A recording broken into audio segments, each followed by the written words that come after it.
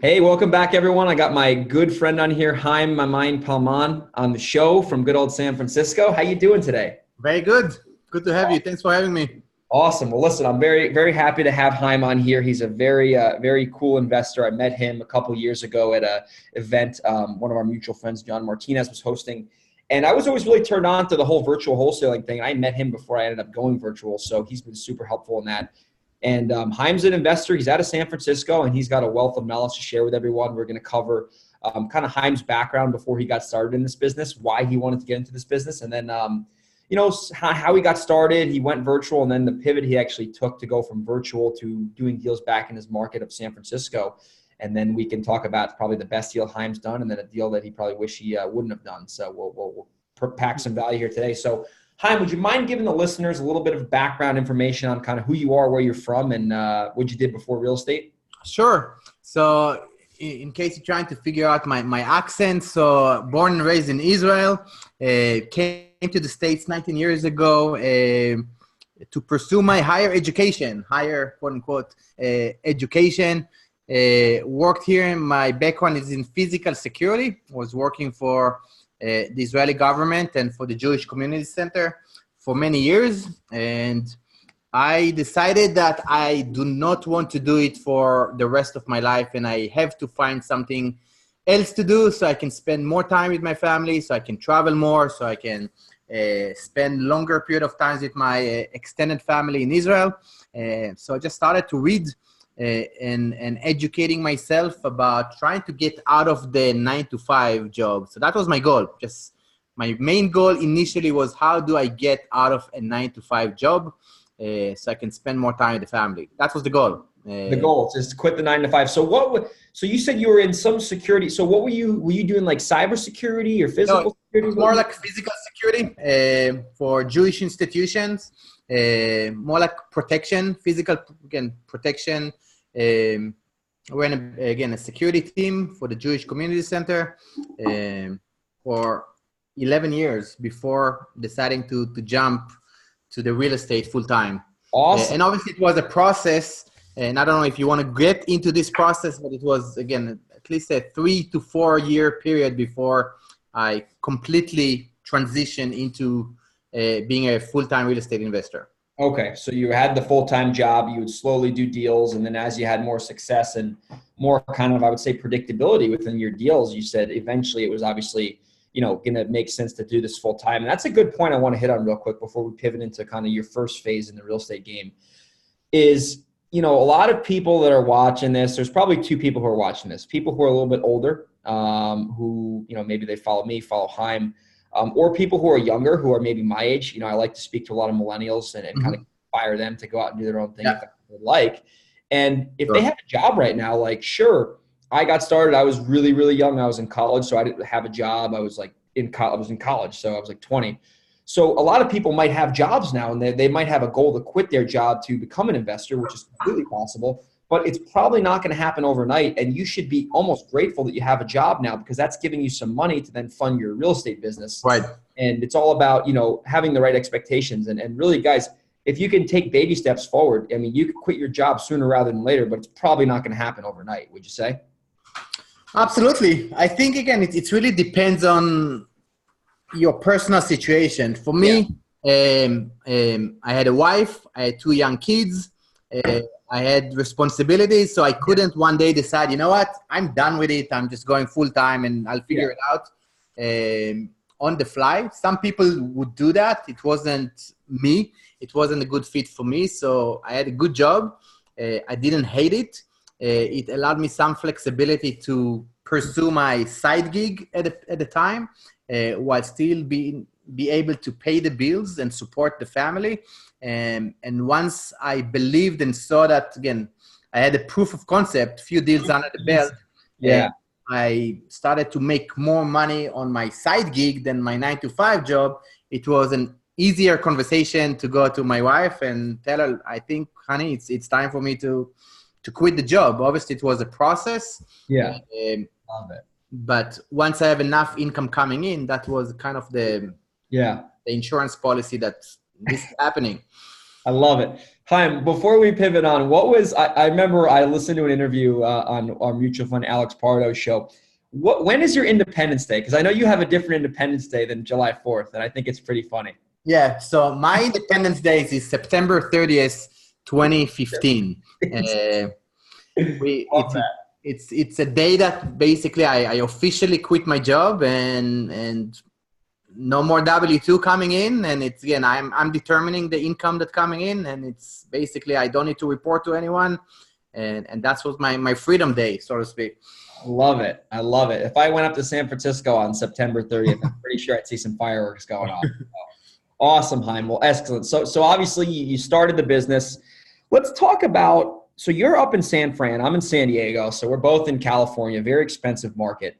What did you do? I mean, I know, we're going to get into the virtual wholesaling and then how you pivoted out of that slowly. But what was your reason? What were your initial thoughts on the San Francisco market? And then what made you make the choice to decide to go virtual? Like, why was that more appealing to Haim? So let's just backtrack because I started my real estate career. It's after reading Rich Dad Poor Dad, but probably again, a lot of other investors read it. And I felt that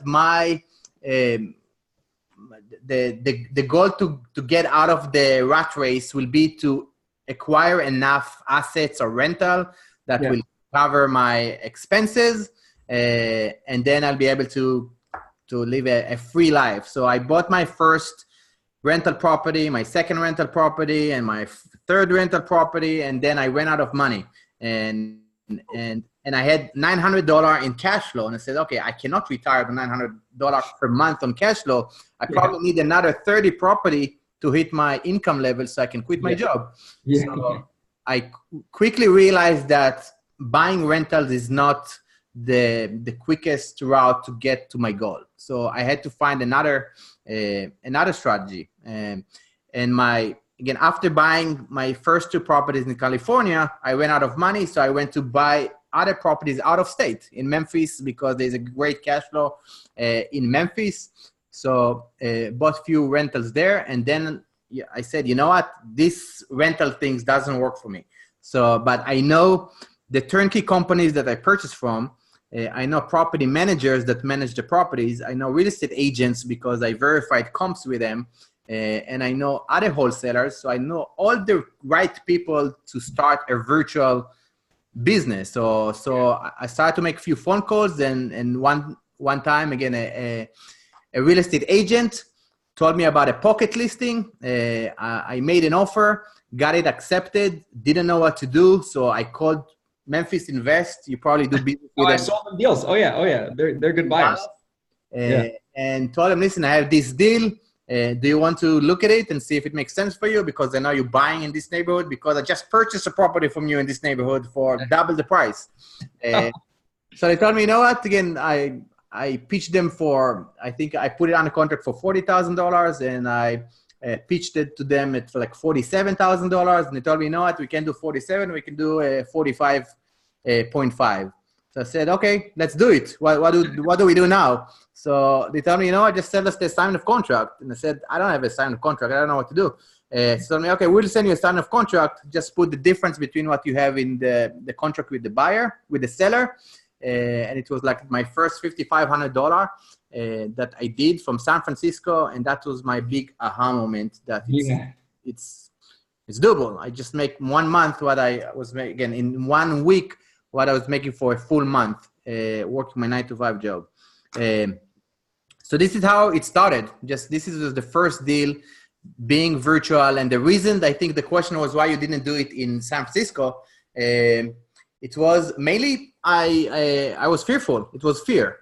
The median price point in the San Francisco market is like over $1 million. I think the median price point is like $1.5 million per property. I did not feel comfortable writing an all cash offer, non-contingent offers here in the Bay Area. And I felt that I need to make my mistakes and learn in the minor league, so to speak, which is I like that market.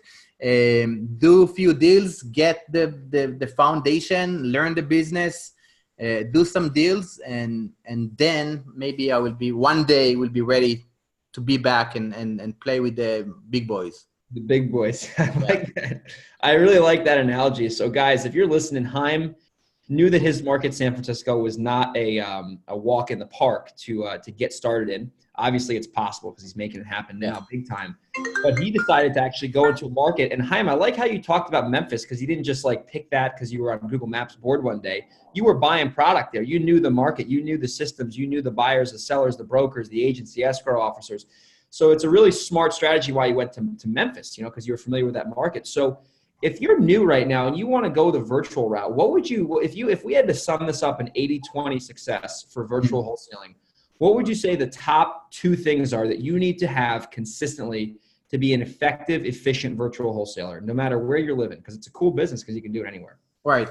I think not all markets are created equals. I know that, again, you live in San Diego now, but again, and you mentioned why, again, in the previous call that we had, why New York, though you had some challenges there because the closing cycles was bigger, longer. Very long, yeah. I think picking the right market is key. And usually it's not for everyone to go virtual. If you are in a good market and you want to go virtual just because you feel that it's a more sexy to go to a virtual market, you make a mistake because you're going to have the same challenges in a virtual market. Yeah. So if you're in a good market, and again, what I consider a good market for, especially if you're starting out, is to be in a cash flow market. Cash flow markets when there's a lot of rentals, property value usually are, the median price is $200,000 or lower. When you have both buyers that want to keep buy and hold properties as well as fixing and flipping, and you also have a lot of turnkey companies that selling turnkey rentals because you know that you'll have a repeated buyers that want to keep buying and buying because they always have demand for more inventory. So very good tip. That's what I would do. So all the Midwests are great, the Indianapolis, Kansas City, St. Louis, Ohio markets are great. Memphis, Birmingham, all these markets are great because, again, if you go to bigger pockets and just put the best cash flow markets or turnkey companies, and you'll see a list of all these markets, and it's pretty good point to start. But again, don't go virtual if you're in a good market. Stay local because doing deals locally would make more sense. You're probably more familiar with the market. You have people that you can have working with you and give you some tips about the market. But that should be the first thing, just being in the right market when you're starting out. Absolutely. Having the right market, that is absolutely key. Guys, if you're taking notes, I mean, I would take them and rewrite them because Haim is dropping some gold here. So what's one more tip to be successful in a virtual market? So obviously picking the right market is essential. But besides that, what's one more thing that you could share with the listeners before we get into the other half of the show on what you need to do to be successful if you're going to be a virtual real estate investor? Whether you're wholesaling, flipping, rehabbing, rentals, either way, if you're doing this remotely, what's another pillar? I think you have to have a very good phone skills. I know we also spoke about it. You can generate a lot of leads, but if you don't know how to qualify and how to close over the phone, you will have a challenge because that's where the money is made. The money is made by qualifying over the phone and be able to close. Even though my model wasn't closing on the phone, primarily I was having a boots on the ground that was going to the property, taking videos and pictures and give me feedback about the neighborhood, sending it back to me, and only then I will have a more educated conversation with the seller and try to negotiate based on things. I would tell him, you know what, again, I saw in the pictures here that the roof doesn't look very good. So instead of me trying to guess what's the condition of the property, I can point out specific things about the feedback that I got from my boots on the ground and then have a stronger negotiation position. And of course, trying to understand the pain and all of the other stuff. Yeah. Because that's the key. So before you start, just learn how to speak on the phone, follow John Martinez and Greg. And so when the calls start to come, at least you know what to say and how to say, so you can close some deals over the phone. Absolutely. That is key, being able to buy on the phone. So real quick, selfish question for you. Was your boots on the ground guy, was he negotiating with the seller, or was he just taking pictures to then give to you so you could buy it over the telephone? So it was when everybody started. So they're starting as boots on the ground. They're just taking pictures and videos. And I basically will groom them to be an acquisition person. And as you know, probably in New York, most of the deals that I was going after were vacant. So there is really no negotiation. You basically buy it based on the fact that the property is vacant. This again, it needs a ton of work, and that's what you solve. Buying a trashy property for cash, and they can get the money quickly. But if they're solid, if they're reliable, if they're willing to make more money, and they had an interest to have better earning opportunities, I will basically groom them and train them to be an acquisition person, so they will start to negotiate, and they will act as an acquisition person, and they got a commission from the deal. Okay, understood. So you kind of groomed them on a stepping stone process. Understood. Yeah. Okay, so key there, guys, to sum it up is understand if you're going to go virtual, number one, make sure it makes sense to go virtual, because if you're in a market where it's a great market, there's no sense in it. It's great, but it's unnecessary. Second thing is make sure that you're in a market where it allows you to be successful virtual. So turnkeys, median, lower income housing, easier to negotiate those deals just based off of, stuff that Haim and I have done. I mean, it's easier to get a property that's worth 300 for 200 than it is to get a property for $1 million for, 700. Anyhow, and then the third thing is understanding your sales skills on the phone, especially if you're going to be buying virtual. You're not going to ever meet the person, so you need to know how to negotiate and sell. So Haim, you had before that, and you can be virtual in your own market. Yeah, that's funny. So you don't need again, if you don't want to drive, again, if it's hard to get from one part of town to the other part of town, again, you still know the market. You can still negotiate over the phone. You don't need to leave the house to close deals in your own market. So that's also kind of virtual. Yeah, local market. I love that. It's almost like it's like quasi virtual. You're like it's sort of virtual. Yeah. I like that. That's another good takeaway. There you go. Virtual in your own market. You should get that domain, virtual in your own market. There you go. Back now. Anyway. So Haim, you did a really cool, I remember listening to the show with you and Alex, and you decided to actually start stepping away from the virtual model and actually going back to the quote unquote big leagues in San Francisco. So let's kind of get into that. Why did you decide to do that? And what does your business kind of look like now, and where are you at? And what's your, just kind of give an update for everyone, because I know you made that pivot about a year ago. Yeah, so it's a cool story, actually, because remember, when I started, my goal was to quit my 9-to-5 job so I can spend more time with the family, I can travel more, I can enjoy life, and don't worry about a 9-to-5 type job. So after I achieved this goal, I quit my job, and then I went all in. I started to scale the business in Memphis, I added 1.3 acquisition people. I was in 3 different markets.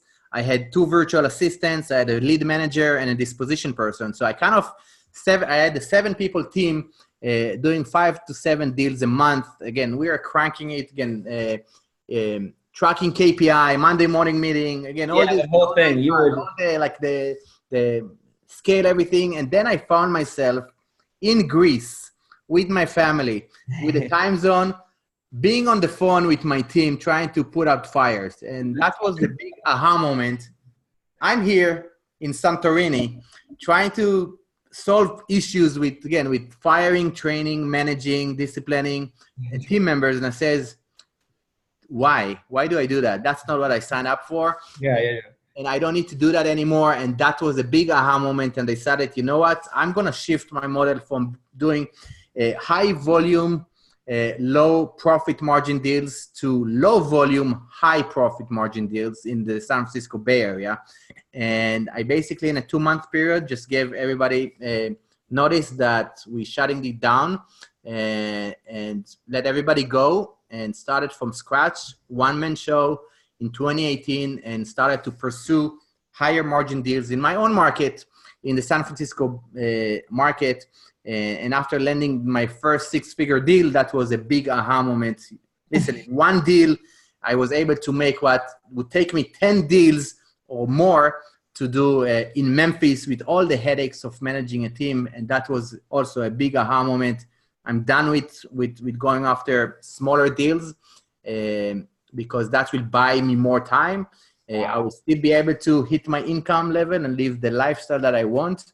And I will have basically a business model that serves my own lifestyle and not the other way around. Love it. That's great. And that takes some guts because you had an ATM machine. You had a virtual ATM machine in Memphis. You know, you're putting $1. And what were you doing for marketing, by the way, in Memphis? How were you generating? I was doing again, the first 2 years was 90% MLS deals. This from the MLS. I had a system and I was making 200 offers per week with the virtual assistants and my Podio setup. And we actually created a product with Joe McCall that it's called the MLS Hacks. I don't know if you heard about it. So I was making 800 offers per month. And again, I had a ratio for every 200 offers, I get one offer accepted. So, and it was it's a numbers game. But at one point it didn't work anymore. And I would start to do mailers. And so the first 2 years MLS, the afterwards it was primarily direct mail, bandit signs, and driving for dollars. Okay, so just mailing and you're just you're just at the end of the day when I think about direct mail, it's how much am I going to spend? What's my return? So you're just making a advertising budget up every month, and then you're just getting a 3-to-1, 4-to-1 return on your ad spend. So basically I was mailing 15 to 20,000 pieces of mail every month, and again depending on the list. I was tracking everything with KPI. So it was probably around 1-to-6 ratio. So that's $1. Yeah. Yeah. So I'm just, the point I was trying to make for our listeners is Haim was making a good amount of money in Memphis, and he decided to just uproot that whole thing, take his business, well, not take it, but basically shift to where he's actually living and do deals there. So Haim, I really like that you did that because that's not easy to do, and it requires some serious courage because it's a risk you're taking. Man. Basically walking away from an ATM machine. So I'm actually, and I do a very a similar model to Haim, except I'm doing it virtually low volume. There is a caveat to this, which I want to. Yeah, what's the caveat? That's great. The caveat is that all the profit that I was making, I invested in income producing assets. So every month, instead of buying a Ferrari or whatever, I was basically investing into either rental or doing private money loans. So every month my cash flow increased per month. Wow. So over 2 years, it's the cash flow that was coming in enabled me to make this transition easier because I knew that even if I don't get a deal in 2, 3, 4 months, there's still cash flow coming in, and I'm not going to be trying to scrape, scramble and make things happen. So that was kind of maybe the tip. It has cash flow is king, as you know. So if you have good things going and the wholesaling and the fix and flip basically feed the cash flow machine to buy more assets. I love it. You take the cash and put it into cash flow. It's a great way to do it.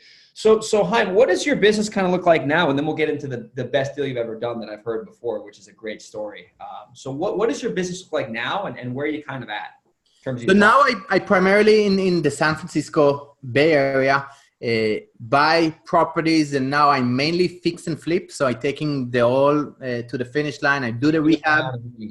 Do the rehab again. If we've done last year a deal that we just closed, clean it up, and throw it back on the market without doing anything. So either a wholesale or some type of double close when you just close and throw it back on the MLS. To get more exposure and higher market. So that's pretty much my model. So I have 3 projects going on right now. Actually, one closed last week, and having 2 flips going and looking for my next one. And I'm doing more with partner, just because my return on time is also important to me, not return on investment. Because if you have a partner that has a unique skill set that adds value to the table, that's great. That's buying me more time to spend more time with the family and to get away for 2 months and travel. So that's kind of what my model looks like today. It's high-end flips, high value, bigger spreads, usually with a partner, and doing the rehab. Okay, so taking them to so you're basically buying wholesale and selling retail at that point. Yes. Buying them at a wholesale price and then adding the value and then. Okay. Exactly. Okay. Exactly. Great. All right. So let's get into, and it's a lower volume. You're not doing 10 of these a month in San Francisco, I'm guessing. Last year I did 6 deals. 6 deals. But you probably made the same, if not more in I made more. I made more with much less headache, no overhead, no team members. That's amazing, man. I love it. Yeah. That's amazing. So let's get into now. So you see, obviously, Haim started at his job, went to a virtual wholesaling model, was doing a lot of deals. He pivoted. I wouldn't say he didn't backtrack at all. He went forward. He actually slowed down. He slowed down to speed up. Actually, he slowed down his volume to speed up his income. So, Haim, let's talk about the best deal you've ever done, ever. And I think I know the one you're talking about. And this is a great one to share with everyone. There's a lot of good lessons we can unpack here. Yes. And again, it will be a good segue to the worst deal that you've done, because it's kind of the same story.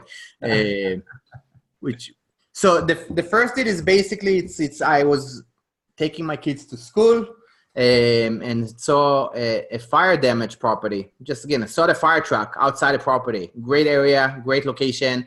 And decided, you know what, that's an opportunity. I hope everybody's safe.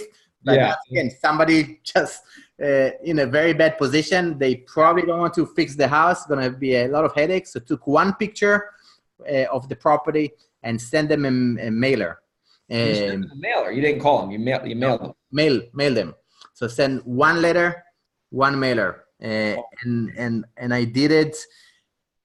2 weeks prior to that, I sent a check to my synagogue for the first time, kind of like the tithe to give back. Yeah. And again, 2 weeks later, again, one mailer, got a call from the seller. Again, 1-to-1 ratio.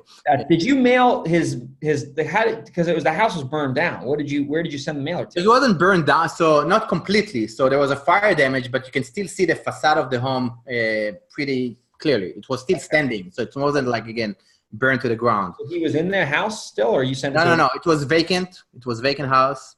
So send one mailer, got a call from the seller, met him, and because of this fire, 2 houses got impacted. So the main house and the second house.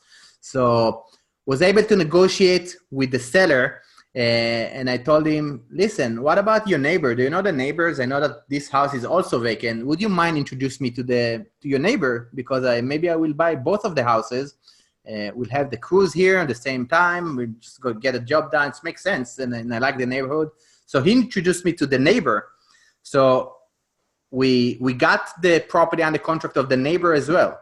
So one of the properties was the best deal I ever had, and the second one was it's the worst deal that I've ever had. Wow, I can't wait to get into this. So we got the property under contract, the first one for $900,000. That's like a whole subdivision in Memphis. Exactly. So it's $900,000, and the earnest money deposit is 3%. So it's exactly $27,000. Oh my God. The same week, I purchased a property in Memphis for $27,000. And here is the earnest money deposit, $27,000. And I was freaking out. I didn't know what to do. You probably know Jason Busey. Yep. So I brought Jason Busey. I told him, again, let's do these deals together. I don't know what to do. I don't have the funds. I don't have the money. I don't have the connection. I don't know if I'm buying in the right price. Let's do it together. So he held my hand, basically, and we did the deal together. We closed on it, and we sold it off market 3 weeks later for $1.35 million.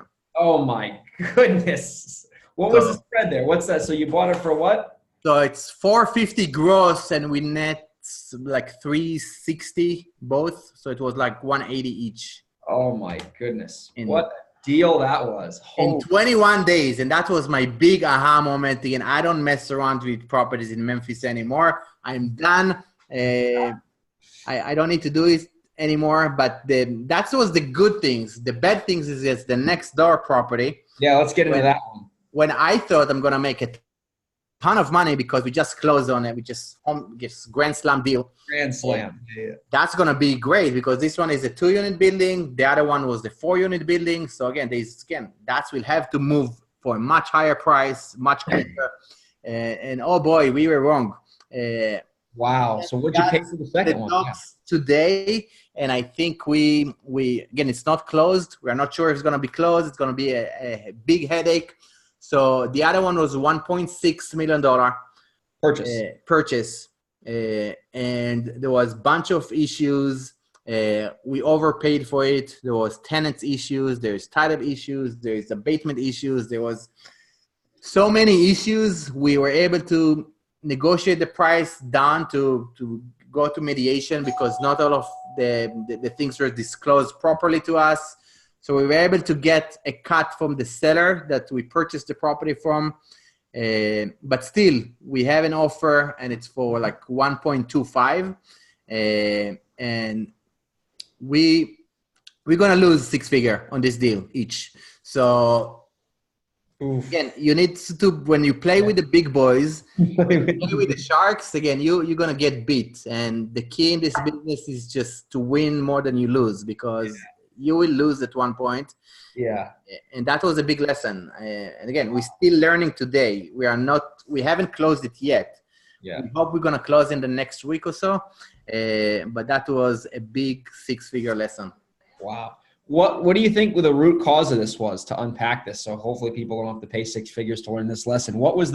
Did you renovate this thing or you just try to wholesale this one? No, we thought that we're going to close on it. We're going to have somebody that will buy it the same way we sold the other property. Okay. The other property sold for like 1.35. This one we just purchased for 1.6 and it was like, again, 4 units. It's double the size. And we felt that, again, same tenant challenges.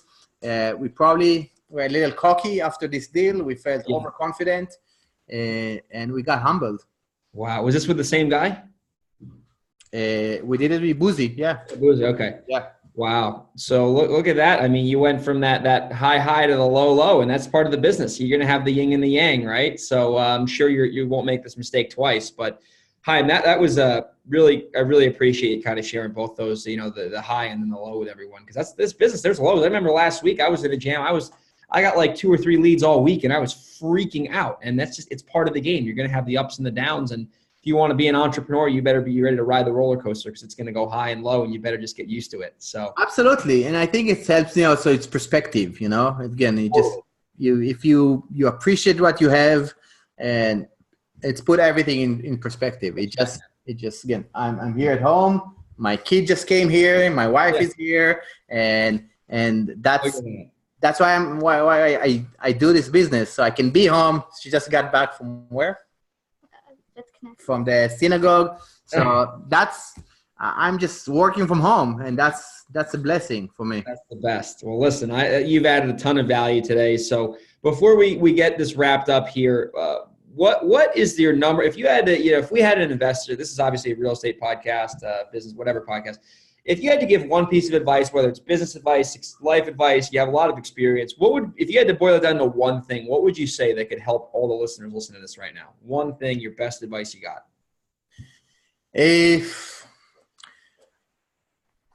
I think just it's worth starting this journey. It's not going to be easy, as you mentioned, but just embrace the fact that it's a process and the beginning will be hard, but it's just so much worth it. So just be patient, believe in the process, embrace the fact that you're going to be sucked initially and you're going to hit low points. But again, I heard somebody say that it's very hard to be successful, but it's much harder to be broke. So I love that. That's a great quote. It's hard to be successful, but it's much worse to be broke. I probably butchered it, but the juice is worth the squeeze, to say the least. Wouldn't you say? It's hard. It's hard to be successful. It's harder to be broke. I like that. That's awesome. I love that. And to add on to that real quick, there's another one I like. I think it's Jim Rohn. It's like, it doesn't get easier. You just get better, or some sort of variation of that. Yeah. Exactly.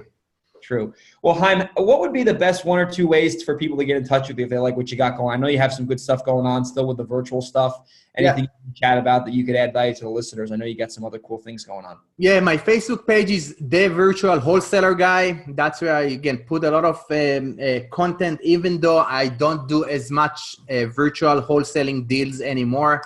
But I still kind of get in touch with a lot of wholesalers like yourself, the people that I co-wholesale deals with, that and trying to share best practices, tips on this page. So The Virtual Wholesaler Guy, and also on my Facebook page, Haim Mamane Palman. So awesome. That's probably the best 2 ways to get a hold of me. Great. Well, Haim, thank you so much for being on the show today. You've added a ton of value. Hope you guys enjoyed this interview. And Haim, we'll catch you later. Sounds good, man. Awesome.